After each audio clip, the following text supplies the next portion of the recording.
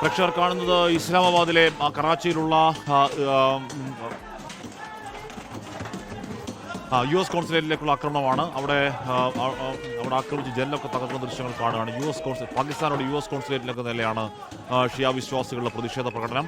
അങ്ങനെ വൈകാരികമായ അക്രമ സംഭവങ്ങൾ പലയിടത്തും ഉണ്ടാവുന്നുണ്ട്. ഇവിടെ മാത്രമല്ല, മറ്റു ചില രാജ്യങ്ങളിൽ കൂടി അവിടുത്തെ എംബസിയിലെയും കോൺസുലേറ്റൊക്കെ ഉള്ള ആക്രമണങ്ങൾ നടക്കുന്നുണ്ട്. അവരുടെ ജീവനക്കാരുടെ സുരക്ഷയൊക്കെ അപ്പോൾ ഇതിനോടകം തന്നെ അവരെ അവിടുന്ന് മാറ്റുകയും ഒഴിപ്പിക്കുകയും ഒക്കെ ചെയ്തിട്ടുണ്ടാവണം.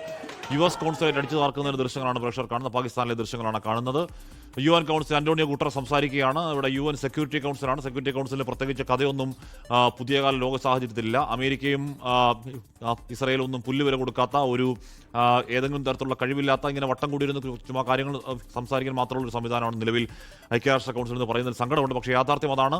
ഏതെങ്കിലും തരത്തിൽ യുക്രൈൻ യുദ്ധ സമയത്തോ ഇസ്രായേൽ പലസ്തീൻ യുദ്ധ സമയത്തോ യുദ്ധം നിർത്താനോ അല്ലെങ്കിൽ യുദ്ധത്തിന്റെ കെടുതി അല്പമെങ്കിലും ഒന്ന് കുറയ്ക്കാനോ ഒന്നും കഴിവില്ലാത്ത ഒരു പഴയ സംവിധാനത്തിന്റെ നിഴൽ രൂപം, പ്രേതരൂപം പോലെയായിട്ടുണ്ട് ഇപ്പോൾ അന്റോണിയോ ഗുട്ടറസിന്റെ ഐക്യരാഷ്ട്രസഭ. അതുകൊണ്ട് സഭ അവിടെ വട്ടം കൂടിയിരുന്നതൊക്കെ സംസാരിക്കുന്നുണ്ട്. പ്രത്യേകിച്ച് കഥയുള്ള സംസാരമാണെന്ന് തോന്നുന്നില്ല.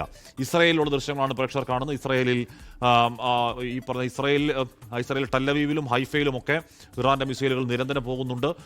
അയൺ ഡോം സംവിധാനങ്ങളെയും ആരോ 3 സംവിധാനങ്ങളെയും ഒക്കെ അതിജീവിച്ചുകൊണ്ട് ഈ പറഞ്ഞ ഹൈപ്പർസോണിക് മിസൈലുകൾ അവിടെ ഉള്ളിൽ വീഴുകയും വലിയ നാശമുണ്ടാക്കുകയും ചെയ്യുന്ന പശ്ചാത്തലത്തിലാണ് ആ ദൃശ്യങ്ങൾ ഏതെങ്കിലും തരത്തിൽ പുറത്തു പോകരുത്, അത് ശിക്ഷാർഹമാണെന്ന കർശനമായ നിർദ്ദേശം ഇസ്രായേൽ അവരുടെ പൗരന്മാർക്ക് കൊടുക്കുന്നതും.